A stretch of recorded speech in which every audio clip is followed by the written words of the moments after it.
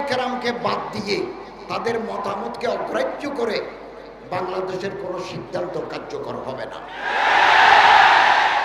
জন্মাষ্টমী উদযাপিত হয়েছে, রাষ্ট্রের নিয়ম, প্রেসিডেন্ট বসবেন, প্রেসিডেন্টের পাশে আমি বসবো, মহামান্য রাষ্ট্রপতি বসবেন, আমি বসবো, বসেছি।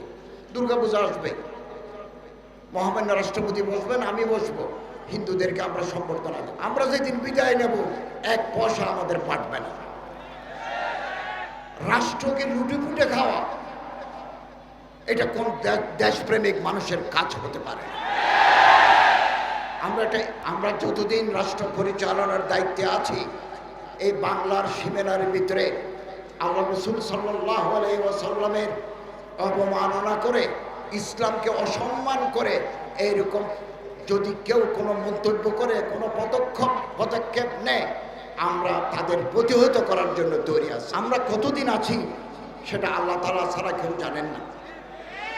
তবে 90 দিনের একটা কয়েদ ছিল যে ওদিন 90 ডেজ আমরা নির্বাচন দিয়ে দায়িত্ব হস্তান্তর করব, কিন্তু 90 দিনের ভিতরে আমরা পারবো না, কারণ আইন শৃঙ্খলা এখনো সম্পূর্ণ নিয়ন্ত্রণে আসে নাই। আমি এদেশের ধর্ম উপদেষ্টা, আমি মুসলমানদের ধর্ম উপদেষ্টা, আমি হিন্দুরও ধর্ম উপদেষ্টা, আমি বৌদ্ধেরও ধর্ম উপদেষ্টা, আমি খ্রিস্টানেরও ধর্ম উপদেষ্টা।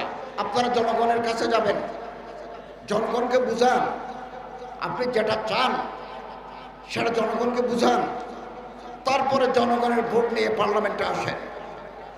আমরা আপনাদের হাতে দায়িত্ব দিয়ে চলে যাব। আমরা অন্তর্বর্তীকালীন সরকার, সব কাজ আমরা করতে পারবো না, বিতর্ক তৈরি হয় এমন কোনো জায়গায় হাত দেব না। এবার আপনারা জনগণের ম্যান্ডেট নিয়ে আসেন, এবার আপনারা সরকার গঠন করেন, আপনারা যা চান তা করতে পারবেন, but you have mandated by the people. You have taken mandate from the people. আপনারা জনগণের কাছ থেকে রাষ্ট্র পরিবর্তন করার দায়িত্ব নিয়েছেন, আপনারা করতে পারেন। আমরা কিন্তু পলিটিক্যালি ইলেক্টেড নই, আমরা একটা অন্তর্বর্তীকালীন সরকার। একটা বিপ্লবের মাধ্যমে ছাত্র জনতার আন্দোলনের ফলশ্রুতিতে এই সরকার আসছে, আমরা দায়িত্ব নিয়েছি, এবং দীর্ঘদিনের জঞ্জাল এগুলো পরিষ্কার করতে আমাদের সময় লাগবে। এবং যে আগামী দিনে সরকার আসবে সেই সরকার হচ্ছে বেশি গুরুত্বপূর্ণ। একতলাফ, বাহামি নাজা, এগুলো দূর করুন। এক মুসলমান আর এক মুসলমানের হাত ধরুন। একতলাফাত থাকবে, ইত্তেফাক মাল ইখতিলাফ। আল্লামা মুফতি শফি সাহেব রাহমাতুল্লাহ আলাইহি বলেন, একতলাফ কোনোদিন যাবে না, যাওয়ার সম্ভাবনা নাই। এই একতলাফ নিয়েই আমরা ইত্তেফাক হব, আমরা একে অপরের হাত ধরব। আমাদের কলিজা ছোট কেন? আমরা কেন আমাদের কলিজা বড় করতে পারি না? কেন আমাদের দৃষ্টিভঙ্গি সংকীর্ণ? We have been confined within ourselves. আমরা আমাদের নিজেদের মধ্যে বন্দী হয়ে আছি। আমি এদেশের ধর্ম উপদেষ্টা, আমি মুসলমানদের ধর্ম উপদেষ্টা, আমি হিন্দুরও ধর্ম উপদেষ্টা, আমি বৌদ্ধেরও ধর্ম উপদেষ্টা, আমি খ্রিস্টানেরও ধর্ম উপদেষ্টা। চট্টগ্রামের পাহাড়ে, ময়মনসিংহের পাহাড়ে যারা থাকে তারা কোনো না কোনো ধর্ম মানে। এই বড় 4-5টা ধর্ম বাদ দিয়ে আর অন্যান্য ধর্ম মানে, আদিয়ান বাদ দিয়ে অন্য ধর্ম মানে। আমি তাদেরও প্রতিনিধি। আমার মন্ত্রণালয়ে হিন্দু কল্যাণ ট্রাস্ট আছে, বৌদ্ধ কল্যাণ ট্রাস্ট আছে, খ্রিস্টান কল্যাণ ট্রাস্ট আছে, ওখানে টাকা আছে, এগুলো বিতরণ করতে হয়। তাদের উপাসনালয় আমাকে ভিজিট করতে হয়। আপনি যদি এটা পছন্দ না করেন, আপনি জনগণের কাছে যাই, আগামী দিনে ভোট চান, রাষ্ট্রের কাঠামো পরিবর্তন করে ফেলেন, আপনি যেটা চান সেটা হবে। আমি যেই দায়িত্বে বসেছি এটা তো ইসলামিক স্টেট নয়, আমার এই দেশটা কি ইসলামী রাষ্ট্র নয়, সেকুলার রাষ্ট্র। সেকুলার রাষ্ট্র, একটা বিধিবিধান আছে, আমি এর বাইরে যেতে পারবো না। জন্মাষ্টমী উদযাপিত হয়েছে, রাষ্ট্রের নিয়ম, প্রেসিডেন্ট বসবেন, প্রেসিডেন্টের পাশে আমি বসবো, মহামান্য রাষ্ট্রপতি বসবেন, আমি বসবো, বসেছি। দুর্গাপূজা আসবে, মহামান্য রাষ্ট্রপতি বসবেন, আমি বসবো, হিন্দুদেরকে আমরা সম্বর্ধনা দেব। বৌদ্ধদের প্রবারণাপূর্ণ পূর্ণিমা হবে, প্রেসিডেন্ট পাশে, মহামান্য রাষ্ট্রপতি পাশে থাকবেন, আমি পাশে থাকবো। 25শে ডিসেম্বর খ্রিস্টানদের বড়দিন, আমাকে সম্বর্ধনা দিতে হবে তাদের রাষ্ট্রের সাথে। তারপরে ঈদ হবে, ঈদুল ফিত্র, ঈদুল আজহা, আমরা মুসলমান ওলামায়ে কেরাম প্রতিনিধিদেরকে বঙ্গভবনে ডেকে সম্বর্ধনা দেব। এটা রাষ্ট্রীয় নিয়ম, রাষ্ট্রীয় আচার, এগুলো আমাদের মেনে চলতে হবে। আপনার পছন্দ না হলে আপনি আগামী নির্বাচন যেটা দেবে এর জন্য মাঠ তৈরি করেন। কি আদর্শ চান, কোন আদর্শে দেশ চালাতে চান সেটা মানুষকে বুঝান, ম্যান্ডেট নিয়ে আসেন, জনগণের পাওয়ার নিয়ে এসে রাষ্ট্রের কাঠামো পরিবর্তন করুন। আপনি যেটা চান সেটা আপনি করতে পারবেন, আমাদের কাজগুলো আমাদের করতে দেন, এটা আমাকে করতে হবে। আমি এই মাদ্রাসায় এসেছি, এই জাতীয় সিরাত কমিটির সম্মেলনে এসেছি। আমি তো রাজশাহী থেকে আহলে হাদিসের 2টা মাদ্রাসা ভিজিট করেছি, এটা আলিয়া মাদ্রাসা, কামিল মাদ্রাসা ভিজিট করেছি, এটা দাওরা হাদিস পর্যন্ত কওমি মাদ্রাসা ভিজিট করেছি। আমি শ্রী শ্রী গৌরাঙ্গদেবের ঠাকুরের মন্দিরে গেছি, তাদের মাঝে গরিব মানুষ যারা তাদের মাঝে বিতরণ করেছি। রাজশাহীতে মুসলমানদের এলাকায়ও আমি বিতরণ করেছি, আমি তো তাদেরও প্রতিনিধি। দুর্গা পূজা উপলক্ষে সরকার হিন্দুদের ধর্ম উৎসব, বিভিন্ন গরিব মন্দির আছে, এই মন্দিরের জন্য টাকা দেয়। আগে দিতে 2 কোটি টাকা, 3 কোটি টাকা, এবার আমাদের চিফ অ্যাডভাইজার সাহেব দিচ্ছেন 4 কোটি টাকা, হিন্দু তহবিলে দিচ্ছেন, আমাদের ফান্ডে দিচ্ছেন। আমরা এটা বাংলাদেশের যত জেলা আছে, কিছু জেলা বড়, কিছু জেলা ছোট, এরকম একটা তালিকা করে জেলা প্রশাসকদের মাধ্যমে আমরা এগুলো ওখানে পৌঁছাবো, তাদের কাছে এগুলো পৌঁছাবো। এবং বাইরে একটা মিথ্যা প্রচারণা চলছে সারা দুনিয়া ব্যাপী, সেটা কি? বাংলাদেশের হিন্দু, বৌদ্ধ, খ্রিস্টান, যাদেরকে আমরা মাইনরিটি বলি, সংখ্যালঘু বলি, তাদের উপর জুলুম হচ্ছে, এরকম একটা কথা বাইরে মিথ্যা প্রচারণা চালাচ্ছে। এবং আমার সাথে ইউরোপীয় ইউনিয়নের কমিশনের লোকেরা দেখা করেছেন, আমার সাথে ভারতের অ্যাম্বাসেডারের সাথে দেখা হয়েছে, নেপালের রাষ্ট্রদূতের সাথে দেখা হয়েছে। এই কয়দিনের মধ্যে ডেনমার্ক, অস্ট্রেলিয়া, আমেরিকার রাষ্ট্রদূতের সাথে ওনারা আমার অফিসে আসবেন।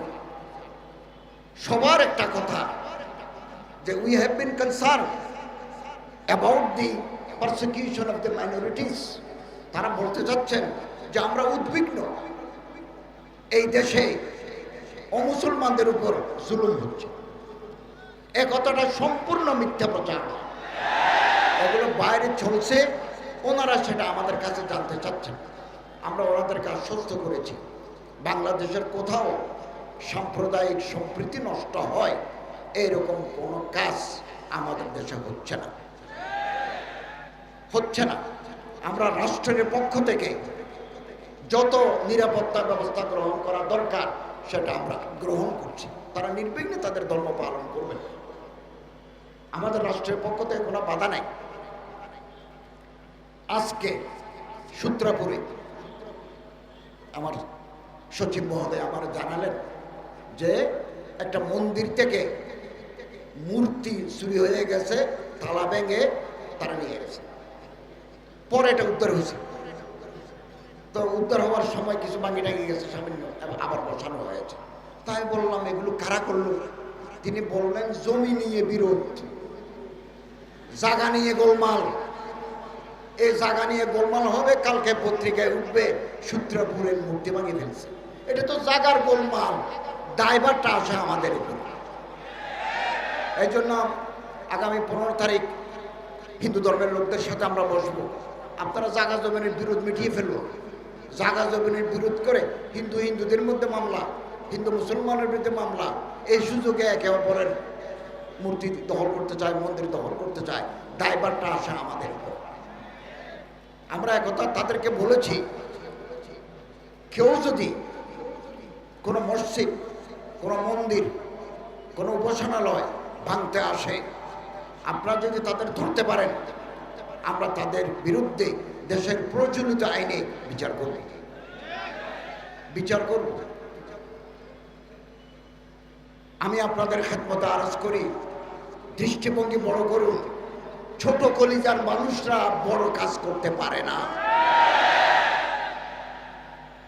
दृष्टिभंगी छोड़ो जाए परवाज है दोनों की एक ही फिजा में किरगिज का जहां और है शाही का जहां एक ही आकाशे उड़े शकुन चाय नीचे कोनो मरा पावा जाए कि ना ईगल पाखी चाय ऊपरे जितना ही दबाओगे उतना ही उभरेगा जो तो मुकाबल बातास आसे ईगल पाखी आरो उड़े जाए तार दृष्टिभंगी ऊपरे दुनिया और भी है आसमां और भी है सितारों के आगे जहां और भी है ऐसे तारा देखा जाए एर पिछने जगत আছে ومن يتهيب صعود الجبال يعيش أبد الدهر بين الكفر আমি তো আশা করি আগামী দিনে আপনারা এই দেশের প্রেসিডেন্ট হবেন, প্রধানমন্ত্রী হবেন, রাষ্ট্রপতি হবেন, মেম্বার হবেন। সেই যোগ্যতা আপনি অর্জন করুন, জনগণের সাথে আপনার সম্পৃক্ততা বাড়ুক। আমাকে আমার মতো আলেমকে মানুষ দাওয়াত দেয়, টাকা দেয়, ভাত খাওয়ায়, হাদিয়া দেয়, পানি পড়া নেয়, ভোট দেয় না। আপনি বাংলাদেশের 52 বছরের ইতিহাস খুঁজে দেখেন, কিছু তো নির্বাচন হয় নাই, কিছু নির্বাচন তো হয়েছে। ওখানে ইসলামপন্থী যারা আছেন, ওলামায়ে কেরামের প্রতিনিধি যারা করে, তারা কত % ভোট পেয়েছে? আপনি হিসাব আছে তো, হিসাব দেখেন না কেন? নাই আত্মসমালোচনা করুন, এহতেসাব করুন, কেন নাই? কেন মানুষ এটাকে ভোট দেয়? আমারে দেয় না কেন? আমারে কেন দেয় না? এই দেশের বিভিন্ন জায়গায় পাহাড়ি অঞ্চলে বিশেষ করে ভোট লাগবে, এই জন্য আমারটা একটু দেরি হচ্ছে। আমরা যেদিন বিদায় নেব, 1 পয়সা আমাদের পাঠবে না। রাষ্ট্রকে লুটে পুটে খাওয়া, এটা কোন দেশপ্রেমিক মানুষের কাজ হতে পারে? আমরা এটা দৃষ্টান্ত স্থাপন করতে চাই যে আমরা রাষ্ট্রের টাকা চুরি করব না, দুর্নীতি করব না। দুর্নীতিবাজ কর্মকর্তা যদি আমাদের মন্ত্রণালয়ে থাকে, আমরা তাদেরকে চিহ্নিত করে তাদেরকে সেট করে দেব। বিগত দিনগুলোতে কলেজে ইসলামিক স্টাডিজ আর দারাসাতুল ইসলামিয়া পারমিশন দেয় নাই, পলিটিক্যাল সায়েন্স পারমিশন পাইছে, ইকোনমিক্স পারমিশন পাইছে, জিওগ্রাফি পারমিশন পাইছে, জেনারেল হিস্ট্রি পারমিশন পাইছে, ইসলাম হিস্ট্রি অনেক কেটে দিয়েছে। বদলাই ফেলবো, সব বদলাই ফেলবো ইনশাআল্লাহ।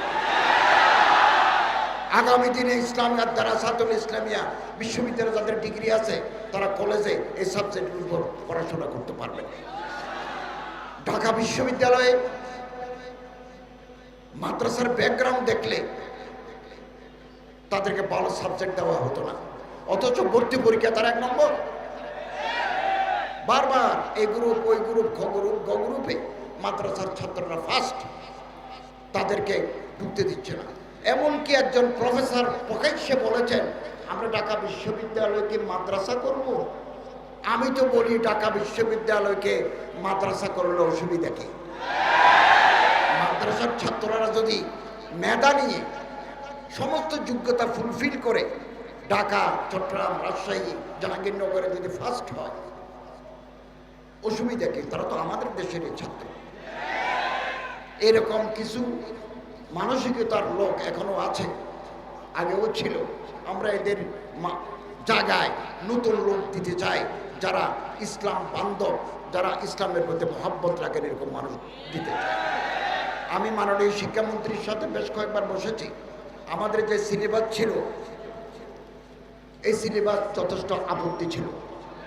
2012 সালকে কেন্দ্র করে আপাতত আমাদের বই ছাপতে হবে, জানুয়ারির 1 তারিখ বই দিতে হবে, আমাদের হাতে সময় কম, 3 মাস সময় আছে। ক্লাস 1 থেকে 10 পর্যন্ত আমাদের বই দিতে হবে। তো 2012 সালকে কেন্দ্র করে আমরা সিলেবাসকে কিছুটা সাজিয়েছি। ওখানে মাদ্রাসার শিক্ষার ভিতরে যে ঢোল ছিল, ঢোল তবলা এগুলো থাকবে না। 2025 সালে থেকে আমরা 26 সালে যে বই দেব, এই বইতে আমরা আরো বেশি আমাদের ইসলাম, যার যার ধর্ম সে পালন করবে, যার হিন্দু শিক্ষা, বৌদ্ধ শিক্ষা, খ্রিস্টানি শিক্ষা, ইসলাম শিক্ষা, আলাদা আলাদা বই আছে, যার যার লাইনে সে বইগুলো করবে। এবং এদেশের ঐতিহ্য, এদেশের মূল্যবোধ, এদেশের সংস্কৃতিকে প্রাধান্য দিতে হবে। কিছুটা আমরা আবার করছি, যা বাকি থাকবে আপনারা পরামর্শ দিবেন, আপনাদের পরামর্শ নিয়ে আমরা চলব। আগামী 2026 সালের যে পাঠ্যক্রম স্কুলে কলেজে দেওয়া হবে, সেটা আমরা আরো আমূল পরিবর্তন করবো ইনশাআল্লাহ। এদেশের মানুষ স্কুল কলেজে পড়ে যাতে নামাজি হয়, সিরাতে রাসূলের প্রতি যাতে তার মহাব্বত বাড়ে, আগামী দিনে এরকম সিলেবাস তৈরি করার পরিকল্পনা আমাদের আছে। তবে সেটা ধাপে ধাপে যেতে হবে, আপনি একদিনে চাইলে আমরা পারবো না। কালকেও শিক্ষামন্ত্রীর সাথে আমরা বৈঠক করেছি, উনি বললেন এখন আর নতুন কিছু ঢুকানো যাবে না, আমরা প্রেসে দিতে হবে। তো এটা অন্তর্বর্তীকালীন সরকারের মতো একটা সিলেবাস হবে, অন্তর্বর্তীকালীন সিলেবাস। কিছু ভুল ত্রুটি থাকবে, মিছিল করার দরকার নাই, ফেসবুকে লেখার দরকার নাই, আপনারা আমাদেরকে বলবেন, আমরা এটা গ্রহণ করব।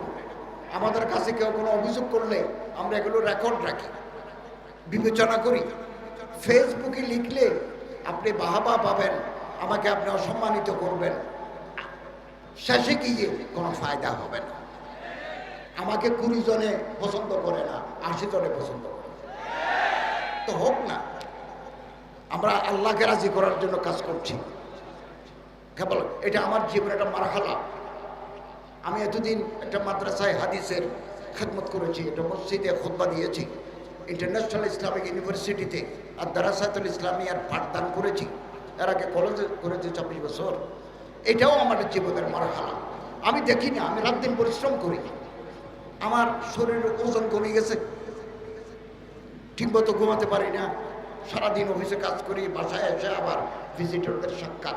আমি মনে করি এটা মারহালা, এটা দায়িত্ব আমি পালন করছি। আমি মাদ্রাসার ছাত্রদেরকে বলবো আপনারা তৈরি হন, ইলমে দ্বীন, উলুমুল ইলাহি গ্রহণ করবেন, করছেন, উলুমুল আসরিয়াও করেন। তকি উসমানের মতো, জিদাত মালিকুমের মতো বিচারপতি হতে হবে আপনাদের। টোটাল সেটআপ যদি আমরা বদলাতে চাই, তাহলে আমরা আমাদের আদর্শের উপর আমাদের বড় হতে হবে। আলহামদুলিল্লাহ অনেক লোক তৈরি হয়ে গেছে, আগামী দিনেও তৈরি হবে। আল্লামা ইকবাল রহমতুল্লাহ আলাইহি বলেন, शीशा टूट जाती है पत्थर के चोट से। পাথর মেরে দিলে शीशा গ্লাস ভাঙে যায়,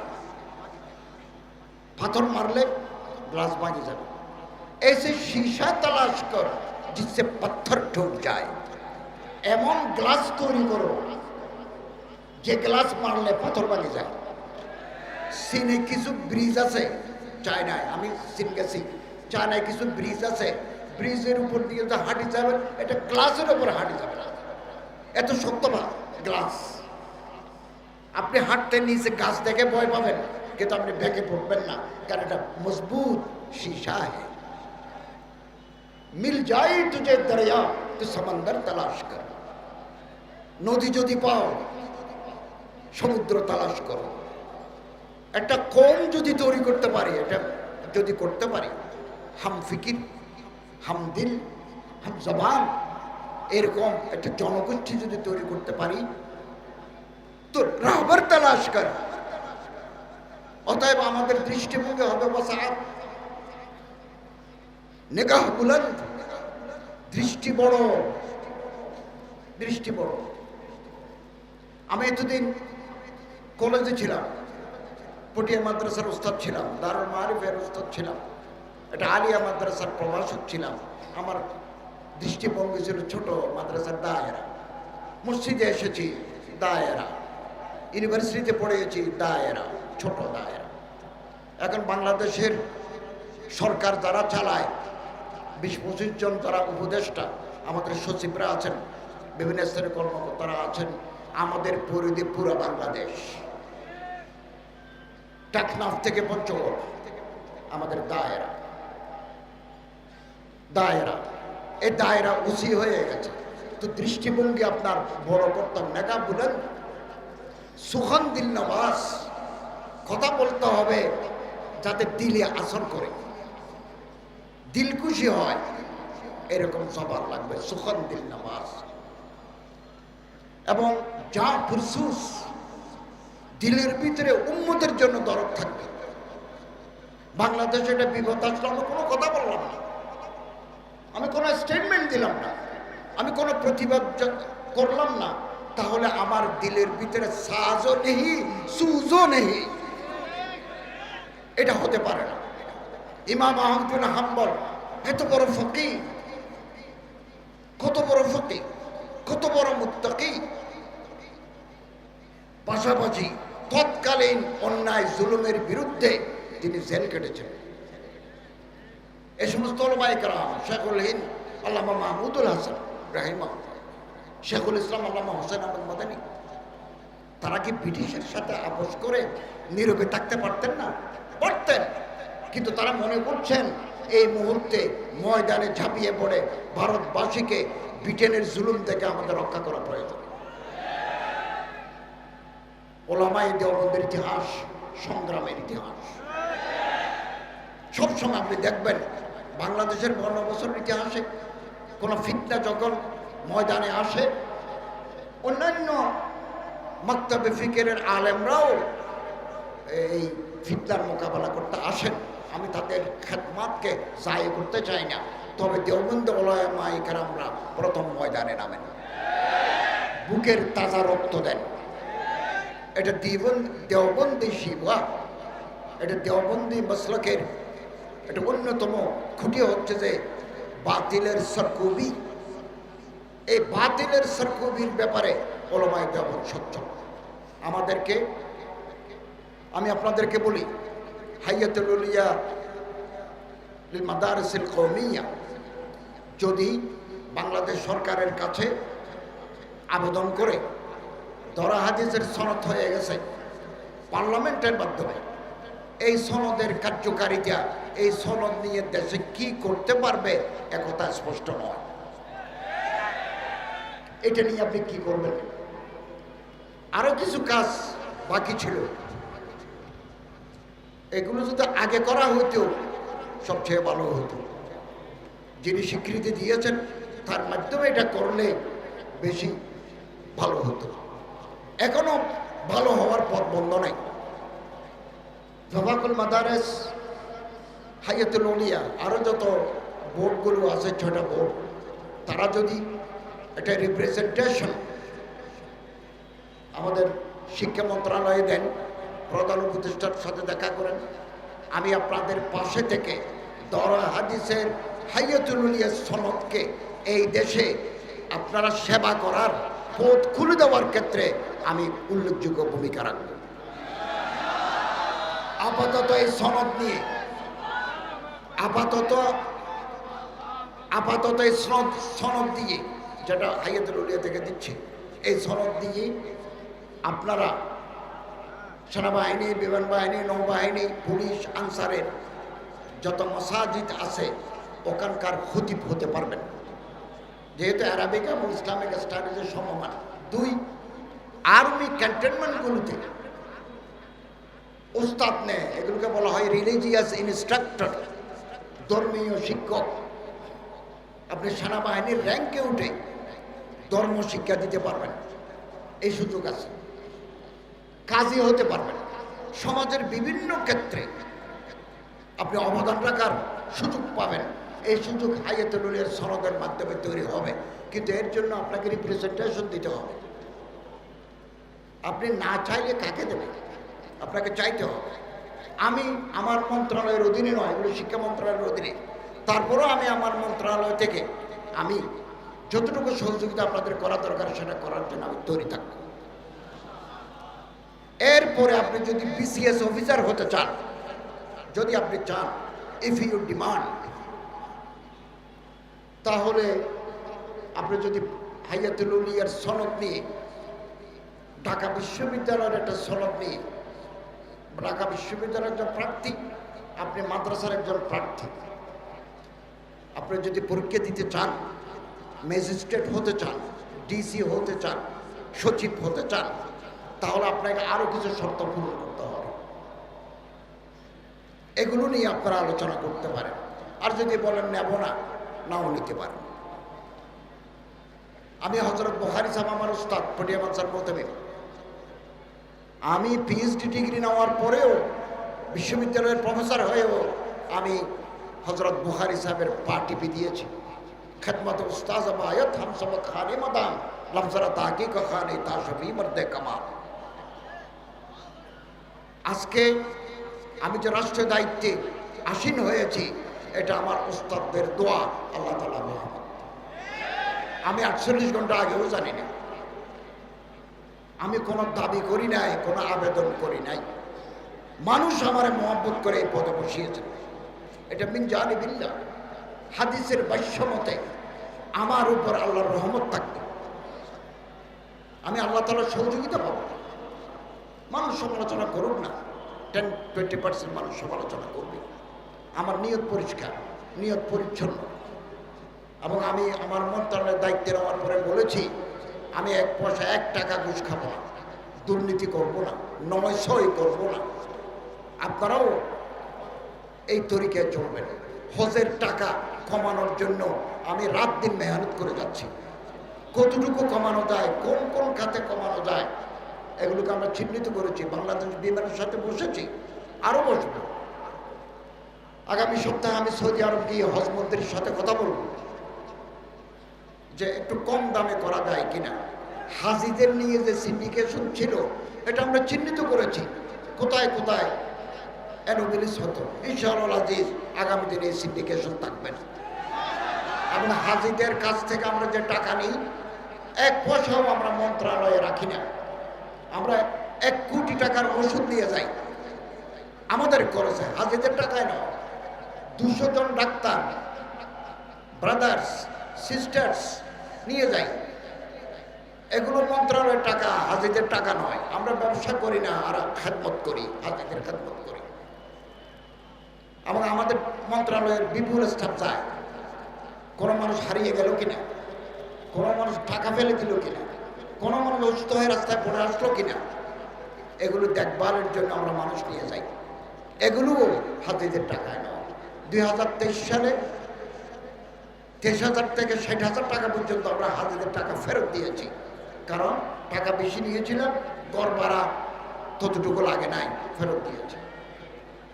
এবং এজেন্সি যারা আছেন তারাও আমাদের সাথে সহযোগিতা করছেন। যারা আমাদের সাথে চুক্তি ভঙ্গ করবেন, আমরা তাদের বিরুদ্ধে আইনানুগভাবে ব্যবস্থা নিচ্ছি, আগামী দিনেও নেব। আমি চেষ্টা করব একটা সুন্দর প্যাকেজ, হজ প্যাকেজ আমরা জাতির কাছে দিতে পারবো। অনেকেই জানেন না, প্রতিটি হাজিকে সৌদি আরব গভর্নমেন্টকে একটা বড় টাকা দিতে হয়। এটা তো আমিও জানতাম না। মিনা, মুজদালিফা, আরাফা, জামারাত আপনি যে ব্যবহার করবেন, এর জন্য সৌদি গভর্নমেন্ট ABCD জোন আরাফাতে ভাগ করে রেখেছে। আপনি যেই জোনে ঢুকবেন সে এলাকার ভাড়া এত, ওই জোনে ঢুকলে সে ভাড়া এত। এগুলো আমাদেরকে সৌদি গভর্নমেন্টকে দিতে হয়। বাংলাদেশ বিমান আগে বেশি ভাড়া দাবি করত। এদিন বাংলাদেশ বিমানের MD সচিবের সাথে আমরা কথা বলেছি, ওনারা রাজি হয়েছেন, আমরা ভাড়া কমাই দেব। ইতিমধ্যে উমরার টাকা বিমান ভাড়া 10,000 কমাই দিয়েছে। ইনশাআল্লাহ আজিজ আমরা আশাবাদী। আমরা যে প্রকল্প নিয়ে এগুচ্ছি আমরা কামিয়াব হব। আপনাদের পরামর্শ চাই, সহযোগিতা চাই। ফেসবুকে লিখতে হবে না, ফেসবুকে লিখে আপনি ভিউয়ার বাড়াবেন, বা মানুষ আমাকে খারাপ বলবে, এই তো এটা করে লাভ নাই। আপনি পরামর্শ দিতে চাইলে আমার ঠিকানা আছে, ওই ঠিকানায় আপনি চিঠি লিখুন, আমাকে ইসলাহ করুন, পরামর্শ দিন, আমরা যাতে সুন্দরভাবে রাষ্ট্র পরিচালনা করতে পারি। এই সিরাত সম্মেলন বহু ওলামায়ে কেরাম, হযরত মৌলানা মহিউদ্দিন খান সাহেব, হযরত বাইতুল মোকাররম খতিব সাহেব, আরও বড় বড় ওলামায়ে কেরাম করে আসছেন। এটা সমাজে একটা ইতিবাচক প্রভাব পড়বে। আমি আশাবাদী কিয়ামত পর্যন্ত এই মাহফিলের ধারাবাহিকতা চলবে এবং আমরা যাওয়ার আগে সংস্কার করে একটা সুন্দর রাষ্ট্র, বৈষম্যহীন রাষ্ট্র, ইনসাফপূর্ণ রাষ্ট্রের সূচনা আমরা করে যাব। আমরা একটা দরজা খুলে দেব, আগামী দিনে যারা আসবেন সে দরজা দিয়ে সংস্কার সাধন করতে পারবেন। আল্লাহু ওয়ালিয়ুত তৌফিক ওয়াল মুওয়াফফিক ওয়াল মুঈন ওয়া আখিরু দাওয়ানা আলহামদুলিল্লাহি রাব্বিল আলামিন।